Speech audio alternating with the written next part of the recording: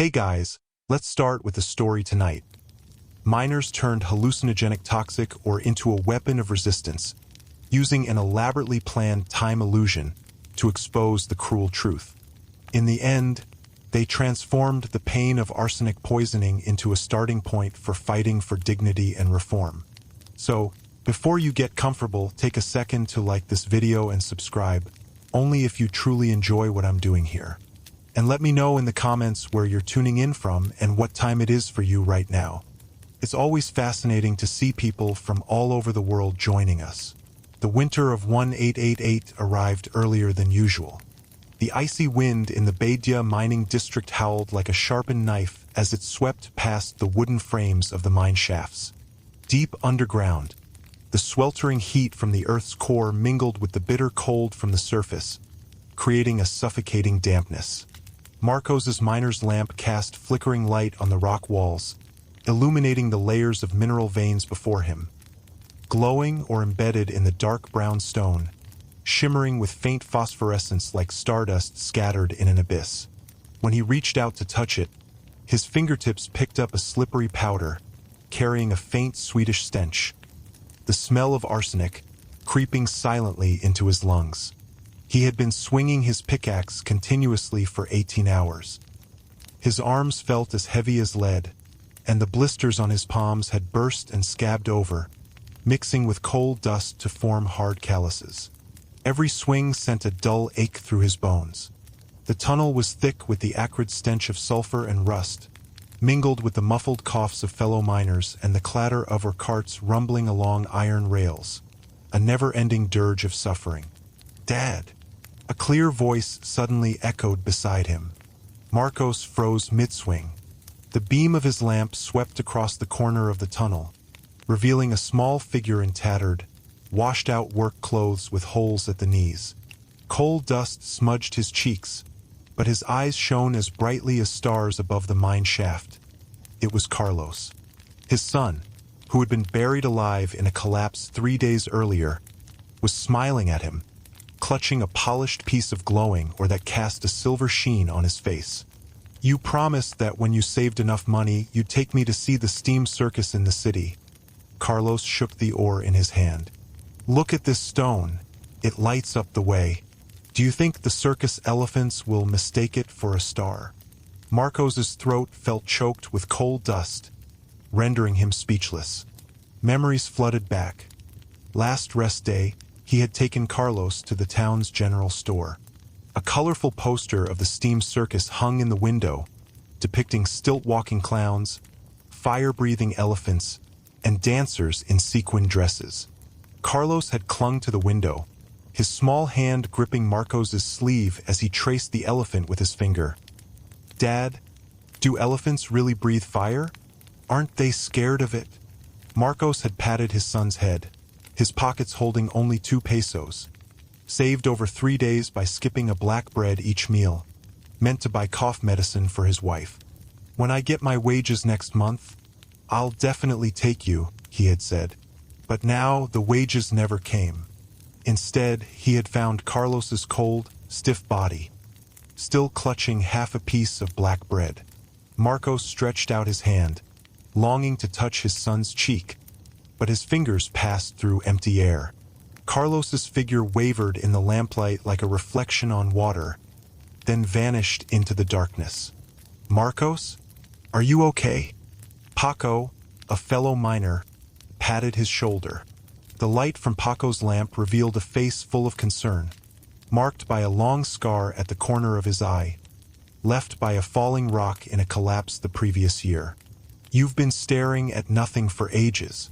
Are you worn out? Let me take over for a while." Marcos jolted back to reality, coughing violently until his abdomen ached. His spit was tinged with faint streaks of blood. He wiped his face, feeling cold sweat, and the phantom warmth of Carlos's cheek still lingered on his palm. "I'm fine," he croaked. "Must be the lamp playing tricks." He picked up his pickaxe and swung again, but his movements were slower, the lamp's light flickering over the rock walls, making the ore glow on and off. But Paco's eyes held unease. He knew more and more miners had been experiencing these visions lately. Old Jose claimed to have seen his late wife sitting in her cart, holding a bowl of hot soup for him. Young Tomas said he heard the chants of a strike from years ago echoing through the tunnels, the cry of 8-hour workday ringing in his ears. Others insisted that even though they had just descended into the mine, the sun was already setting above ground, as if time here had been crumpled into a mess. Heavy footsteps approached from the end of the tunnel. It was Fernandez, the mine recorder, wrapped in a tattered woolen coat, clutching a worn leather ledger caked in coal dust with curled edges. By the light of the miner's lamp, he scribbled furiously, the scratch of his pen sharp in the silent tunnel. December 3rd, 1888, night shift, phase C. Miner Marcos Hernandez, abnormal time perception, hallucinations of deceased relatives. Note: prolonged exposure to glowing or 18-hour workday, recent loss of relative in mining accident. Fernandez sighed as he closed the ledger, blowing on his hands. The tunnel was so cold his fingers had turned purple. He was one of the few literate men in the mining district, and one of the few who knew the truth about the glowing ore. 3 months earlier, the Union had secretly sent a sample to a laboratory in the city. When the results came back, the thin sheet of paper nearly crushed Juan, the Union leader's hands. Arsenopyrite, arsenic content as high as 47%. Long-term inhalation of the dust damaged the temporal lobe, causing hallucinations, time perception disorders, and even mental breakdown. Every time Fernandez recorded a miner's abnormality, he felt as if he were writing their death warrant, and the De La Vega family knew it all. The Bedia mine had belonged to the De La Vega family for 3 generations. They lived in a white villa atop a hill, overlooking the mining district's grid of shacks and tunnels. The villa's walls were freshly painted, its windows draped with lace curtains, a stark contrast to the gray-black desolation below. Inside, a warm fireplace blazed, and silver tableware sparkled, while the miners' shacks leaked wind and rain, their floors covered with moldy straw. Don Ramon de la Vega, the mine owner, visited the district only once a week, sitting in a velvet-lined carriage, scanning the workers' hunched backs through the window like a herdsman counting cattle. Heavy gold rings adorned his fingers, and as the carriage passed, he would cover his nose with a handkerchief, as if the mine's air had defiled his breath. On Don Ramon's desk sat an exquisite silver pocket watch, a gift from his father, engraved with the words, "Time is wealth." He often said that miners' time was worthless. Every extra hour he squeezed out added another gold coin to the family's vault. He had witnessed his father suppress the 1885 strike. Thugs wielding clubs had stormed the miners' shacks, and blood had stained the district's soil. Since then, the De La Vega family had ruled Bedia like unchallenged tyrants. Locked in his desk drawer was a thick ledger, listing the value of each miner. How many pesos for a ton of, or how much deducted for absenteeism, even the price of a miner's life. 5 pesos for a death in a collapse, euphemistically called a pension. The miners worked triple shifts, 18 hours a day, with only 10 minutes of rest to drink a sip of muddy water. If a man collapsed from exhaustion, the foreman would whip his back and drag him to his feet, the crack of the whip mingling with the miners' groans. Symptoms of arsenic poisoning spread among them all. Black spots spreading across their skin like ink blots, brittle nails that cracked easily, revealing raw flesh underneath, throbbing headaches that felt like a dull knife twisting in their skulls, and those relentless hallucinations, but no one dared complain. A single word of discomfort to a foreman would result in immediate dismissal, with not a single peso of pension. 3 days earlier, when Carlos had died, Marcos had carried his son's cold body to Don Ramon, begging for a pension to give the boy a decent burial. His work pants were stained with his son's blood, and Carlos's body was rigid, his small face pale, eyes closed. Don Ramon had sat behind his carved desk, polishing his pocket watch slowly, not even glancing up. The collapse was God's will, not my responsibility, Your son was foolish to wander into the face. His death is his own fault. He held the watch to his ear, listening to its ticking. If you keep making trouble, you'll lose your job too.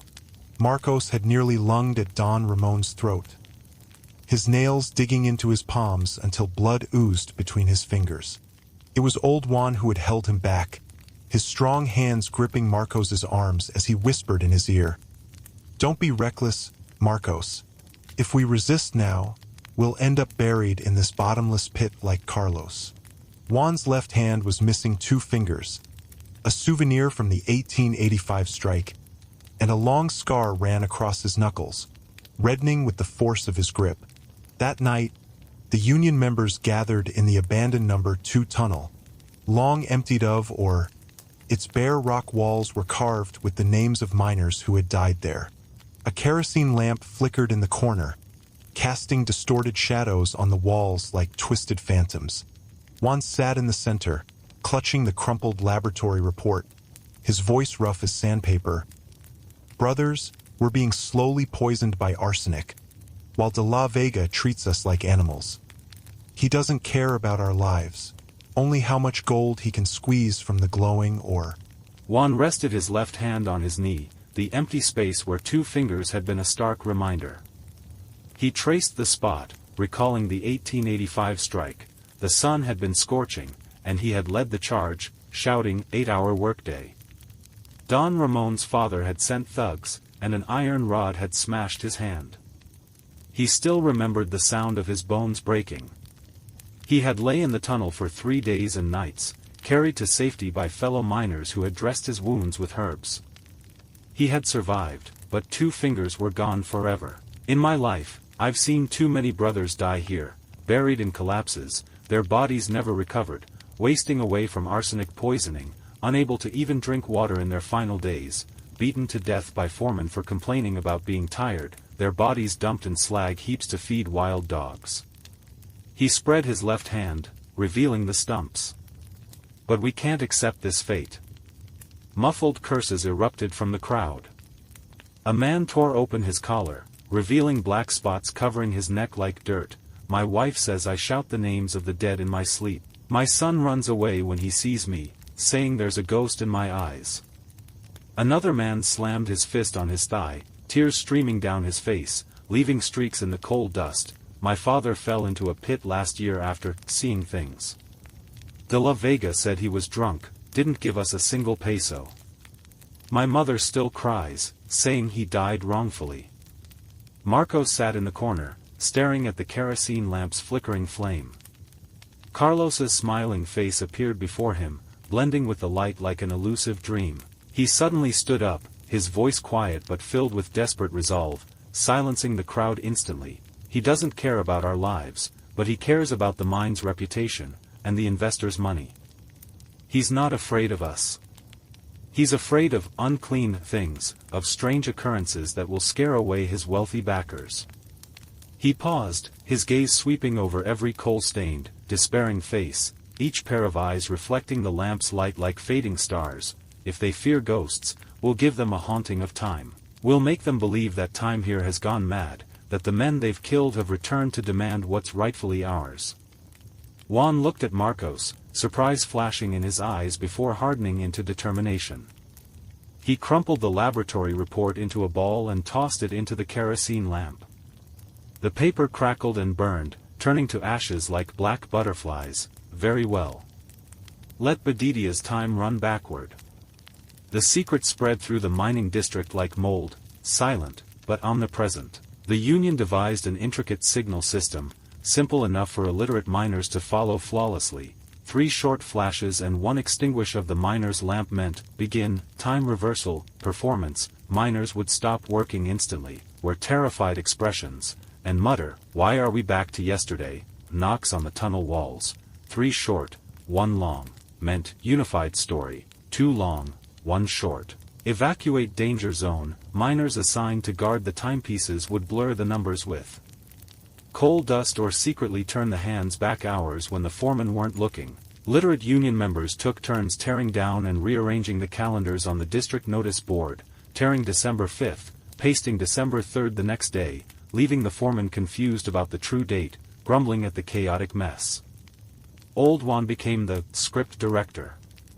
In an abandoned shed, he used charcoal to draw dates and events on the rock walls, creating a script carved in stone. He taught the illiterate miners their yesterday's memories, line by line, his voice clear and steady. If a foreman asks what you did yesterday, tell him you saw the 1885 strike flag flying above the mine shaft, heard the men shouting 8-hour workday. Remember, speak as if you truly witnessed it, don't dart your eyes, don't shake your hands, as if you've traveled back in time. The miners learned diligently, repeating their lines over and over even if their tongues stumbled, like children learning to speak. Paco, who couldn't even write his own name, memorized every detail of the 1885 strike perfectly. He sat on a pile of straw, drawing the flag in the dirt with a twig. The sun was scorching that day, too bright to open your eyes. Don Ramon's father sent thugs with iron rods and machetes. We faced them with pickaxes, and in the end, they agreed to raise our wages by 2 pesos. As he spoke, his eyes lit up, as if he were truly back in that passionate moment, waving the twig like a flag. Paco's wife, Maria, was a thin woman with high cheekbones and bloodshot eyes. She woke before dawn every day to knead bread, mostly bran with little flour, baked into hard, black loaves. She carried a clay pot to the mine shaft to wait for Paco, filled with cold water floating with mint leaves she picked by the road to relieve the heat. Every night when Paco came home, he would recite the union's lines to her, and Maria would turn them into rhymes, humming in her hoarse voice. The mine's clock runs backward, ghosts shout, strike now. 8 hours of work, no more fatigue, pensions we must get. She hummed as she tended the stove, the firelight illuminating her face, her hands rough and cracked from kneading bread. The women of the district joined the conspiracy too. Every morning, they gathered by the mine shaft or the river with clay pots and laundry tubs. When the foremen weren't looking, they whispered rumors to each other. Maria and Marta squatted by the river, scrubbing clothes caked in coal dust until the water turned black. Marta's voice was barely audible. My husband said last night the mine's clock is running backward. He went down at midnight, but when he came up, the sun was still high in the sky, just like noon. Maria nodded, glancing around to see a foreman smoking in the distance before hurrying on. Pedro's wife's husband saw her dead father pushing a cart in the tunnel. He told him, "Your suffering will soon end, we're watching over you." Their hands kept scrubbing, but their eyes were vigilant. If anyone approached, they quickly changed the subject to their children or food. Marta's father had died in a mining accident 10 years earlier, his body never recovered, only a coal-stained cloth shoe found. Every time she spoke of her father pushing a cart in the tunnel, tears filled her eyes, half feigned, half genuine longing. She remembered the last time her father had gone to work, patting her head and saying, "When I come back, I'll buy you a piece of candy." But he never returned, and she had never tasted candy again.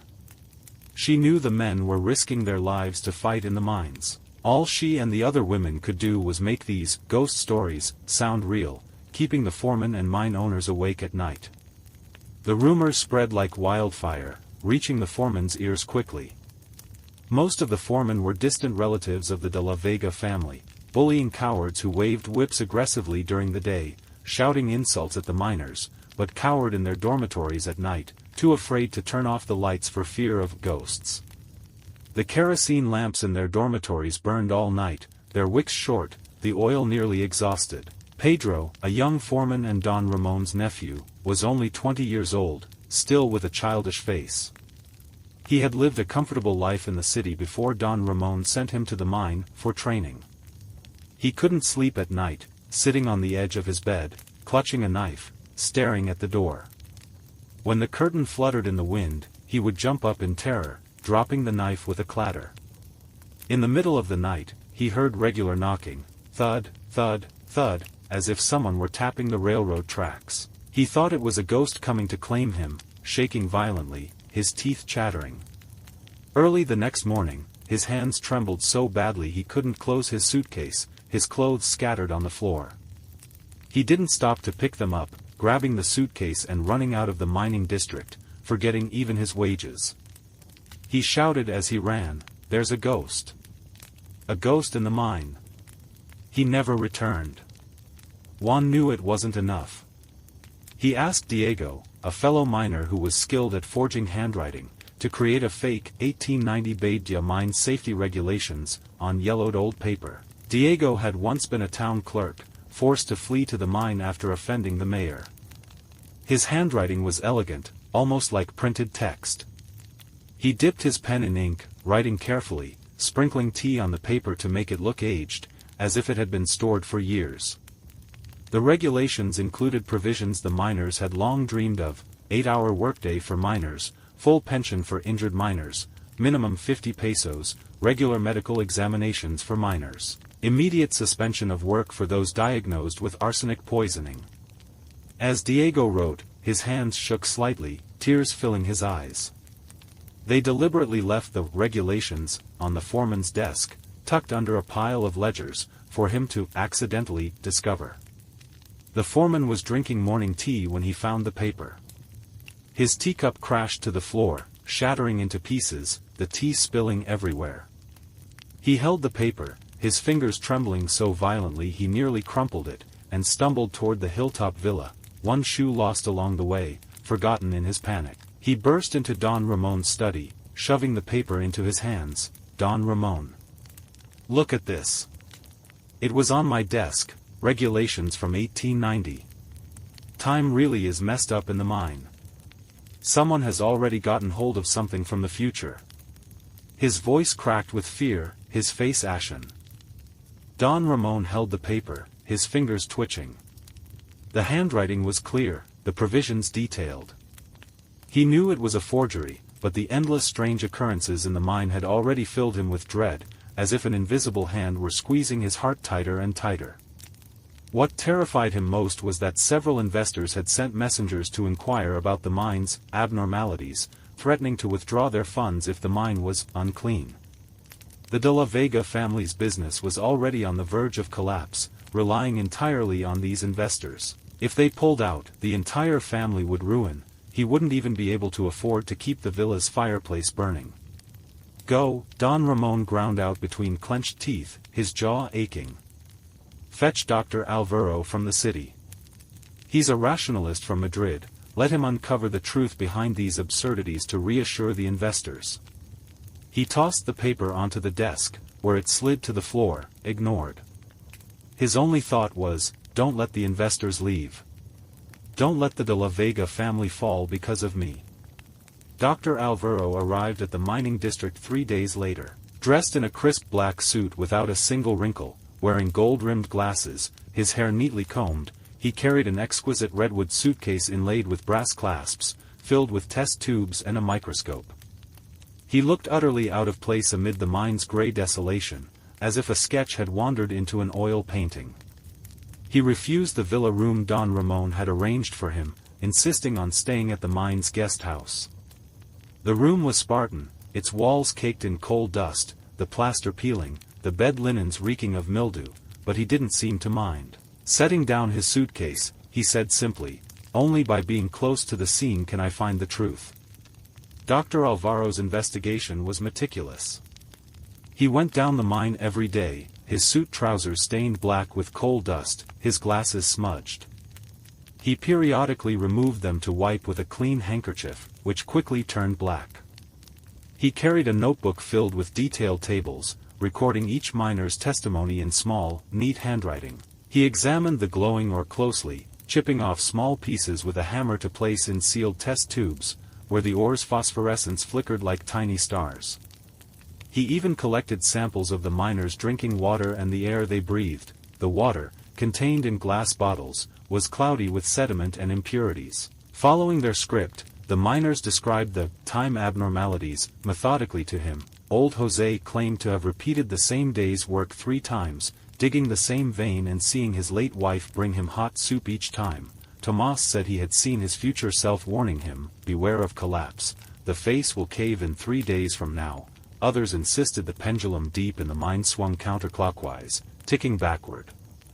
As Dr. Alvaro recorded their accounts, his brows furrowed into a deep frown. A devout rationalist, he never believed in ghosts or the supernatural. He assumed the miners were lying, but their stories were too consistent, even the smallest details matched, making him suspicious.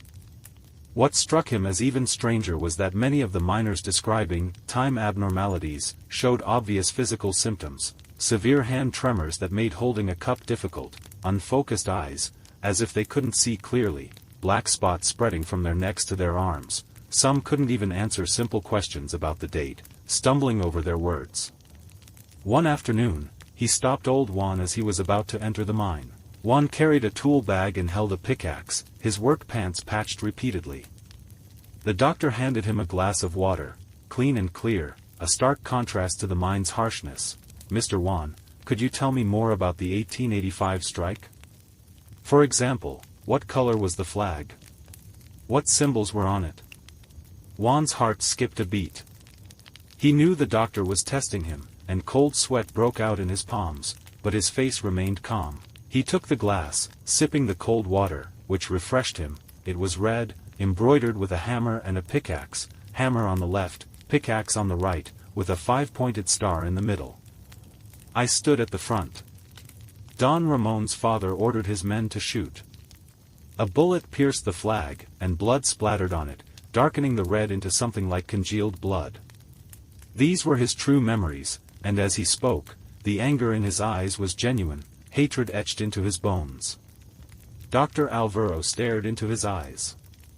Juan's eyes were bloodshot, but his gaze was steady, not that of a liar. The doctor pressed on. "Have you been feeling unwell lately? Headaches, hand tremors, or seeing things that aren't there?" His eyes fell on Juan's left hand, the missing finger standing out sharply, the scar on his knuckles prominent. Juan paused, then let out a loud laugh that echoed through the empty tunnel. "Doctor, I've worked in these mines for 30 years, my body aches all the time. Headaches are common, tremors from swinging a pickaxe for decades. As for what I've seen, those aren't hallucinations. Time really is messed up here. Our dead brothers have returned, and they want us to live better lives." He handed the glass back to the doctor and turned toward the mine shaft, his back hunched but straight, like a tree bent by the wind but never broken. The doctor didn't press further, but silently noted Juan's black spots, his slightly trembling fingers, and the way he unconsciously rubbed his left hand when speaking. That night, sitting at the guest house's cold desk, Dr. Alvaro examined the water and ore samples under the microscope. Through the lens, the glowing ore fragments appeared a bright yellow, covered in tiny crystals. The water contained minute particles and unknown substances. He pulled out a thick medical book, its cover worn, and read about the symptoms of arsenic poisoning, hallucinations, time perception disorders, black skin spots, hand tremors. They matched the miners' conditions exactly. "It's not time that's messed up," Dr. Alvaro muttered, removing his glasses to rub his brow. "It's their minds, damaged by arsenic." He looked out at the mining district, the miners' lamps twinkling like will-o'-the-wisps. A strange emotion welled up in him, sympathy? Anger? He couldn't be sure. But he didn't tell Don Ramon immediately. He wanted to know why the miners, already suffering from obvious poisoning symptoms, would deliberately fabricate lies about time abnormalities. What secret were they hiding? He suspected it was something more terrifying, and more real, than messed up time. Don Ramon's anxiety wrapped around him like vines, tightening until his chest ached. Telegrams from investors arrived one after another, their wax seals still fresh, their tones growing increasingly harsh. "If the mine's abnormalities are not resolved, we will withdraw our funds by the end of the month. No extensions. Mr. de la Vega, we invest in rational businesses, not haunted mines. This damages our reputation." He crumpled each telegram into a ball and threw it on the floor, where a pile of blackened paper had already accumulated like garbage. He shouted at the mining district outside the window, his voice hoarse, "Idiots. You can't even handle a bunch of miners. What good are you?" The district below was gray and desolate, slag heaps rising like small mountains, oppressive in their silence. His son Felipe stood nearby, holding a book with a green cover, the Declaration of the Rights of Man and of the Citizen. Fresh from university in Madrid, dressed in a white shirt, his hair neatly combed, he knew nothing of the mine's cruelty. He spoke cautiously, "Father, why not agree to their demands for now? Shorten the workday, pay the pensions. Once the investors are reassured, we can deal with them later." He thought the miners' demands were reasonable. The 8-hour workday was already standard in the cities, so why not in the mines? No. Don Ramon slammed his fist on the desk, causing his coffee cup to shake, spilling brown liquid onto the tablecloth. Give them an inch, and they'll take a mile. These miners are greedy wolves. Today they want an 8-hour workday, tomorrow they'll demand to split the mine. What do you know? You've lived in the city too long, oblivious to the nature of these lowlifes. He pointed a finger at Felipe, spittle flying onto his shirt. Felipe frowned but dared not argue, but his stubbornness was no match for the growing, time abnormalities. The calendar on the district notice board was a mess. December 10th one day, December 3rd the next, December 7th the day after, the crumpled papers taped askew. The clock above the mine shaft sometimes stopped at 12, sometimes spun counterclockwise from 12 to 11 to 10. Foreman even reported seeing hundreds of miners standing at the face, shouting the 1885 strike slogans in unison. 8-hour workday. Pay the pensions. Their chants shaking the tunnel walls as if time had truly reversed. Don Ramon began to suffer from insomnia. Every night, he heard knocking from the mine shafts, thud, thud, thud, as if someone were tapping his heart. He dared not approach the mining district at all, pacing restlessly in the villa all day, the floorboards creaking under his feet. He opened his father's safe, which contained records of the 1885 strike, 12 dead, 37 injured, mine shut down for half a month, 500 gold coins lost. Inside was also a yellowed photograph, thugs wielding clubs, miners lying on the ground, blood flowing like a river. As he touched the old papers, fear grew in his heart. He was afraid history would repeat itself, afraid the de la Vega family's legacy would be destroyed in his hands, afraid he would end up as desperate as his father had been, cornered by the miners. Deep underground, the miners' hallucinations were spiraling out of control, like a wild horse that had broken free of its reins, impossible to pull back. Marcos saw Carlos more and more often. Sometimes, as he swung his pickaxe, Carlos stood beside him, watching. Sometimes, as he drank water, Carlos leaned close, saying, "Dad, the water's so cold, I want a sip too." Even when talking to fellow miners, Carlos's figure would suddenly appear, tugging at his sleeve. "Dad, take me out of here. It's so dark, I'm scared." Carlos's voice was soft, like a gentle breeze, stirring a dull ache in Marcos's heart. He began to lose his grip on reality, once nearly attacking a fellow miner, mistaking him for a ghost. That day, as he dug ore, the lamp's light flickered, and he saw a figure standing nearby. Thinking it was a ghost, he raised his pickaxe and swung, the tool cutting through the air, inches from the man's head. Fortunately, Paco grabbed the pickaxe handle, his strength overpowering Marcos's. "Marcos, wake up. That's Jose, real flesh and blood, not a ghost. Are you breaking down?" Marcos collapsed to the ground, gasping for breath, his work clothes soaked in cold sweat, clinging to his body. He looked at his hands, caked in coal dust and blood, trembling so violently he couldn't make a fist. Fear washed over him, his voice cracking with tears. "Am I going crazy? I can't tell what's real and what's not. Carlos is always here, saying he's scared, but I can't take him away." He wasn't alone. Luis, a young miner only 20 years old, married for half a year, still with a boyish face, suffered increasingly severe hallucinations. He kept saying he saw a woman in white crying in the tunnel, her hair disheveled, coal dust on her face, her eyes swollen, clutching a tattered cloth, sobbing, "Where is my husband? Is he buried under the rocks?" Luis followed her, walking for a long time, only to find himself back where he started, the woman gone. Once, when he came home from work, his wife Maria approached him with a bowl of black bread and potato soup. But he screamed in terror, stepping back, knocking over a table, the bowls shattering on the floor, stay away. You're the female ghost from the mine. Stop haunting me. Maria froze, the spoon slipping from her hand. She reached out to touch Luis's face, but he dodged, his eyes filled with terror, as if looking at a stranger. Tears streamed down Maria's face, mixing with coal dust on the floor, forming small black spots. She knew the arsenic had damaged Luis's mind. He didn't recognize her anymore. Juan's heart felt heavy as a boulder. Every night, he visited the miners' shacks, which leaked cold wind that made the men shiver.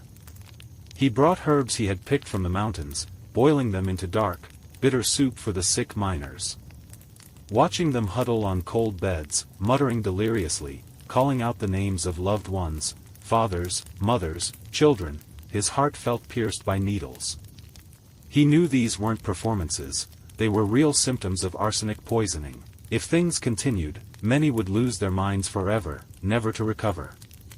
Hold on a little longer, he said to Marcos, sitting beside him and handing him a bowl of hot water. Don Ramon is panicking. The investors are about to pull out. We'll win soon. When we do, we can go to the city for treatment, and our children will have better lives. His voice was soft, but carried a glimmer of hope, as if comforting Marcos, and himself. Marcos nodded, his eyes dull, like a dried-up well. He knew that even if they won, they might have already lost, the glowing ore had corroded their minds and souls, leaving them irreparably damaged. He often sat in the corner of the tunnel, staring at the phosphorescent ore. Carlos's phantom would appear, squatting beside him, holding the polished piece of ore, its light reflecting on his face. "Dad, this stone lights up the tunnel. We won't get lost, right?" Marcos stroked his son's head, tears falling on the ore, spreading small dark patches. The ore's light flickered, as if responding. On Christmas Eve, snow began to fall on the mining district, fine white flakes that quickly turned to black mud as they landed on the coal-streaked ground. The white snow covering the black slag heaps looked like a thin shroud draped over this land of suffering, bleak and hopeless. The miners were working at the face when suddenly, a deep rumble echoed from the rock above. Moments later, rocks and dirt came crashing down with a deafening roar, a collapse. "Run!" someone shouted, their voice filled with terror. The miners dropped their tools, scrambling toward the safety of the tunnels. Dust choked their lungs, making it impossible to see. The miners' lamps flickered and collided in the chaos.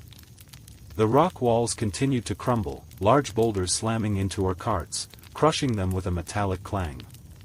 Marcos was pushed forward by the crowd, slipping and nearly falling. His work pants were torn by a rock, and blood oozed from his leg, burning with pain. Then he saw Carlos standing at the edge of the collapse, waving at him, a smile on his face. "Dad, this way. There's a narrow path, we can get out." Marcos instinctively followed Carlos's small figure, who ran ahead, leading him into a tight escape tunnel. The air inside was thin, making it hard to breathe, and the stones underfoot cut into his feet, but he didn't dare stop. Carlos was waiting for him.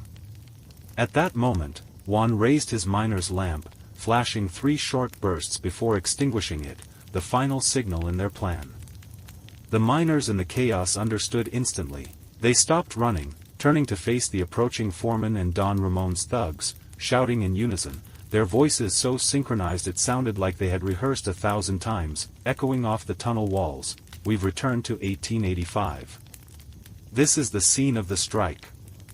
300 miners, each with a determined look, some covered in coal dust, some injured, some still clutching their tools.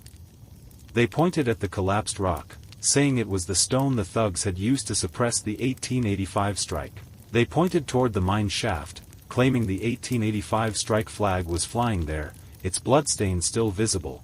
They even described the weather on the day of the 1885 strike in detail. The sun was scorching, burning our scalps, and named each thug. "That tall one with a scar over his left eye. He killed my brother." The foreman turned ashen, dropping their whips with a slap. Don Ramon arrived at the scene, his face livid, wrapped in a thick coat and leather gloves. He pushed through the crowd, rushing to the timepiece, tearing off the black cloth covering it.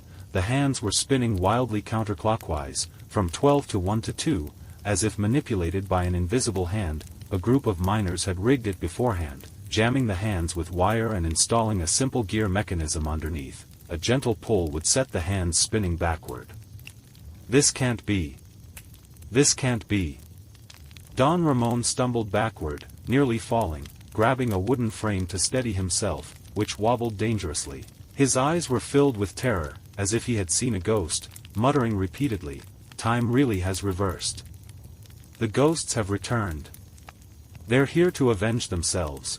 Marcos stood at the front of the crowd, watching Don Ramon's panic.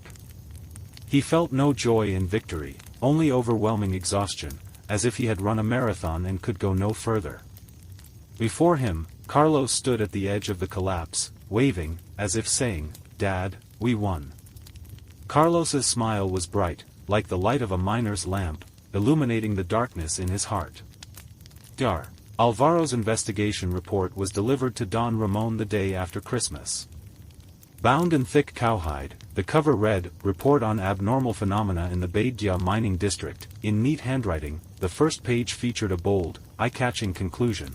The time abnormalities reported by miners in the Bedtime Mining District are not supernatural phenomena, but symptoms of chronic arsenic poisoning caused by prolonged exposure to arsenopyrite. Miners' urine contains arsenic levels 20 times higher than normal, with severe temporal lobe damage leading to hallucinations, time perception disorders, and collective memory confusion.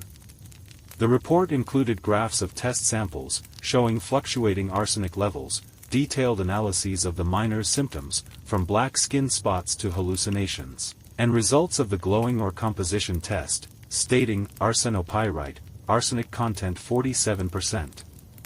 The doctor had also visited the miners' shacks, taking photographs of their living conditions: cramped, drafty huts with cracked walls and moldy straw floors, children playing barefoot on slag heaps, their feet wounded and caked in coal dust, clutching pieces of glowing ore as toys, miners' tattered work clothes, stained with coal dust and blood. The black and white photographs were included in the report, each one a stark accusation.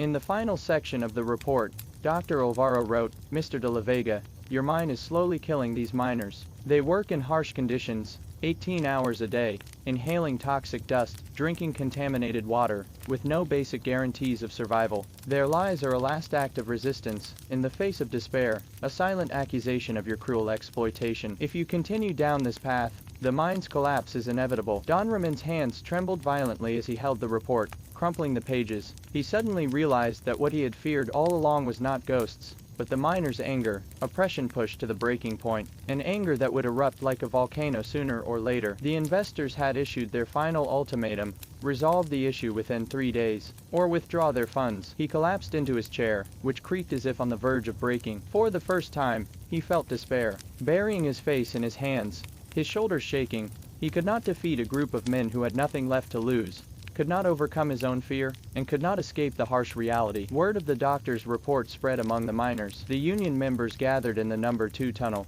the dim kerosene lamp casting shadows on their faces, the atmosphere so heavy it was hard to breathe. "What do we do?" someone asked, his voice trembling, unable to light a cigarette. "If we admit the hallucinations, de la Vega will lock us up in asylums for the rest of our lives. If we keep insisting on time abnormalities, the doctor's report is irrefutable, no one will believe us, and the investors won't withdraw their funds. Should we run away?" another suggested, a glimmer of hope in his eyes. "Go to another mine, start over, maybe another mine owner will be better." "Run," Juan laughed bitterly, coughing as he pulled a small bottle from his chest, containing a small amount of antidote, herbs he had bought from the city, the bottle caked in coal dust. "Where can we run? All mine owners are the same. They care only about gold, not our lives, and our bodies are already ruined by arsenic. We won't live long if we run, probably dying on the road with no one to bury us." He placed the bottle on the ground, where it rolled to a stop at Marcos' feet. Marcos remained silent, sitting beside the kerosene lamp, watching the flickering flame. Carlos' smiling face appeared in the fire, silent, as if waiting for his decision. He remembered the day before Carlos had died. The boy had clung to him, saying, "Dad, when I grow up, I want to be a miner too. I'll earn lots of money to buy you a new pickaxe, and Mom a new dress." Marcos had laughed, saying, "Silly boy, I don't want you to be a miner. I want you to go to school in the city, to be someone who doesn't have to work underground." someone who can see time clearly. But now, Carlos was gone, and Marcos could barely tell time himself. Marcos suddenly stood up, stepping into the center of the crowd. The kerosene lamp's light illuminated his face. Coal-stained, marked with faint scars, but his eyes were steady, like stars in the night sky. We don't need to run, and we don't need to keep lying. We'll tell the truth to everyone, to Don Ramon, to the investors, to anyone who comes to Bay Didia. We did create a lie, but the truth behind that lie is this: 12 men die here every month, the ore is toxic, and the mine owner treats us like animals, giving us no dignity even in death. His voice was quiet, but it struck each man's heart like a hammer. The doctor's report is not our condemnation, it's our weapon. We'll let the world know we're not mad. We're oppressed people, fighting simply to live, to work 8 hours a day, to earn wages that can feed our families, to give our sons a decent tombstone instead of dumping their bodies in slag heaps. Juan looked at Marcos, admiration flashing in his eyes. He nodded, raising his pickaxe, its metal glinting in the kerosene lamp's light. Very well. We'll tell the truth, even if they lock us in asylums, even if they kill us. We'll make sure the world knows the darkness of Bay Didia. The next day, the district square was packed. Miners stood in tattered work clothes, coal dust on their faces, clutching their tools. Their families stood nearby, women holding children, the children clutching wildflowers. Foremen stood in the distance, pale-faced, holding whips, but daring not move. Don Ramon and his thugs stood in the center, dressed in finery, starkly out of place. Even investor representatives had arrived, dressed in suits, holding copies of the doctor's report, their expression serious. Marcos stood on a raised platform made of ore, its surface uneven. He held Dr. Alvaro's report in his hand, the pages fluttering in the wind as his voice boomed across the square like thunder. Everyone has heard the stories. Time is messed up in Bay Didia, and ghosts haunt the tunnels. But I'm here to tell you the truth. It's all a lie we created. We lied because Don Ramon gave us no other choice. We work 18 hours a day, drinking dirty water, inhaling toxic dust. My son Carlos died in a collapse 3 days ago, and Don Ramon said he deserved it, refusing to give us a single peso in pension. He said our lives are worthless, that we're no better than ants. He tore open his collar, revealing the black spots on his neck, ugly, ink-like blotches that shocked the crowd. Raising the report again, his voice growing louder, more passionate. Dr. Alvaro's report tells us we're not mad. We're poisoned by arsenic. This glowing ore is slowly killing us. Our minds are damaged, our bodies are broken, but our hearts are still strong. We created this lie of time ghosts because we wanted Don Ramon to hear our voices, to let us live, to let our children live. Silence fell over the square, broken only by the wind and the faint cry of a child. Suddenly, Juan raised his fist, shouting at the top of his lungs, his voice like a clap of thunder. We are all poisoned. We are all poisoned. 300 miners shouted in unison, their voices deafening, as if shaking the very earth. The miners' wives raised their fists too, joining in, their voices hoarse but firm. We are all poisoned. Even the children mimicked the adults, waving their small hands, shouting the slogan, their voices mixing with the men's, yet carrying unexpected power. The investor representative stepped forward, slamming the report against Don Ramon's chest, his voice cold. Mr. de la Vega, it seems we need to reconsider our partnership. We will not invest in a mine that values profit over human life, nor one that will spark public outrage. If you refuse to meet the miners' demands, we will withdraw our funds immediately and pass this report to the newspapers, ensuring the world knows the truth about Bay Didia. Don Ramon's face turned ashen, looking at the angry crowd and the investor representative's cold gaze. He knew he had lost, completely and utterly. Gritting his teeth, his jaw aching, he said to Marcos, his voice filled with resentment, "Very well, I agree to your demands. 8-hour workday, back payment of all pensions, regular medical examinations for miners, and improved living conditions. But you must promise no more trouble, no more lies." Marcos stared at him, every word sharp as a nail driven into the ground.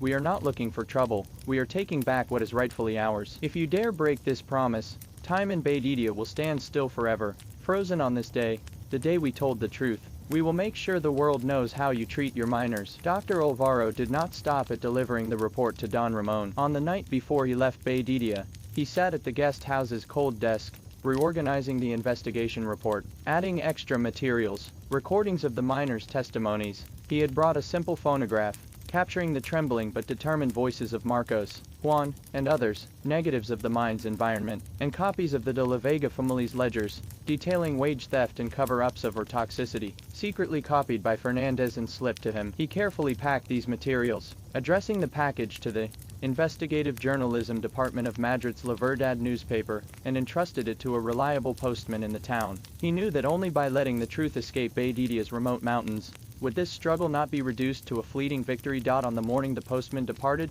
the doctor stood at the mine's entrance, looking at the distant snow-capped mountains. Turning to Juan, who had come to see him off, he said, "Your fight should not be confined to this mine." Juan's rough hand grasped the doctor's wrist, the black spots on his knuckles brushing against the doctor's sleeve. "We trust you, just as we trust those glowing stones. They hold poison, but also light." A week later, Madrid's La Verdad ran a front-page headline, "Bedidia's Toxic Mine, the Bloody Exploitation Behind the Time Ghosts." The accompanying photographs, miners' arms covered in black spots, collapsed tunnels, children clutching pieces of arsenic ore, struck readers like knives. The article detailed the de la Vega family's crimes: 18-hour workdays of inhumane labor, inadequate pensions, deliberate cover-up of arsenic toxicity, and the miners' time rebellion. It even included a transcript of Marcos' phonograph recording, describing his son Carlos' tragic death. "He was still holding half a piece of black bread, the one I gave him that morning. The mine owner said he deserved it, but he was only 12 years old." The newspaper caused an uproar in Madrid. Workers marched outside the parliament building, holding signs that read, "Punish de la Vega," and "Mine safety cannot wait." Factory workers went on strike in solidarity, shouting, "Support the Bedidia brothers.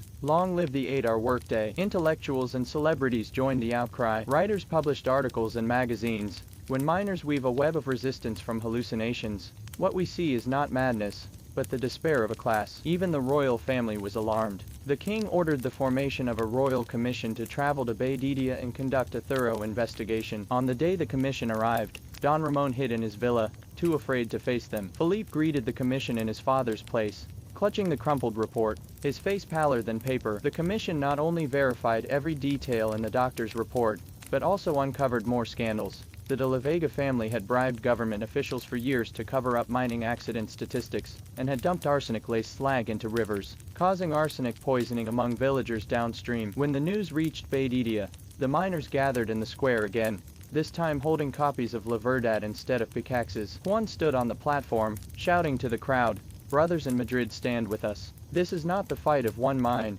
it is the fight of all oppressed people." Cheers erupted. Paco held Luis, who had regained his sanity. Doctors at the mine's infirmary had alleviated his arsenic poisoning with antidotes, and Luis' wife Maria held the newspaper, tears falling on the headline, blurring the ink. The Royal Commission issued its final ruling. The de la Vega family was ordered to pay double pensions to the miners, renovate the Bedidia mine, enforce an 8-hour workday, and equip a professional infirmary with antidote supplies. Additionally, all mines in Spain were required to conduct arsenic testing, disclose mining accident statistics, and face revocation of their operating licenses if non-compliant. Don Ramon was convicted of bribery and manslaughter, sentenced to prison. When Felipe took over the mine, he dared not violate the ruling. He knew countless eyes were watching Bedidia, the birthplace of the Time Rebellion. A wave of reforms swept through mines across the country. Miners in Andalusia followed Bedidia's example, exposing their mine owners' exploitation and demanding better conditions. Mine owners in Galicia voluntarily shortened workdays, fearing becoming the next de la Vega. Dr. Alvaro's report was included in medical school textbooks, titled "Collective Arsenic Poisoning and Its Connection to Social Resistance," and the Bedidia Time Rebellion was written into the history of the labor movement as a classic example of immaterial resistance. When the first spring breeze of 1890 blew through the Bedidia mining district, Marcos' health was already failing. He often sat by Carlos' tombstone, watching the newly built infirmary, clean miners' dormitories, and children walking to school in the town with school bags on their backs. One day, Paco brought a package from Madrid, a copy of La Verdad, its front page featuring a photograph of Bedidia's miners, standing in front of the new infirmary, with the caption, "They turned back time to win dignity for the future." Marcos stroked the words on the newspaper. Before him, Carlos Phantom appeared, not in the tunnel, but at the school gate, carrying a new school bag, waving, "Dad, I'm going to school. The teacher says we won't have to work in mines anymore." Marcos smiled, pressing the newspaper to his chest, where he kept a small piece of Carlos' tombstone, dotted with glowing or dust. On a warm afternoon in March, sunlight shone down on the tombstone. Marcos leaned against Carlos' grave, clutching the polished piece of arsenic he and his son had worked on together. The ore's light was soft in the sun, like a star. He saw Carlos for the last time, leading an elephant with a steam circus ticket hanging from its trunk. Carlos said, Dad, we're finally going to the circus. Marcos stood up, following him into the golden sunlight, and never woke up. The miners buried Marcos beside Carlos, his tombstone inscribed, "He turned back time to win dignity for the future." Beside the monument at the mine's entrance, they erected a smaller stone, carved with Dr. Alvaro's words, "Light hides in toxic mines. Resistance hides in despair." That spring, wildflowers bloomed more abundantly in Badia than ever before, covering the slag heaps in a carpet of golden blooms. After work, miners would take their children to the monument, pointing to the names carved in stone. Remember these men. They used hallucinations and their lives to win us 8-hour workdays, to give you a future free from the mines. The children would reach out to touch the words on the stone, their small fingers tracing, "Turn back time and dignity."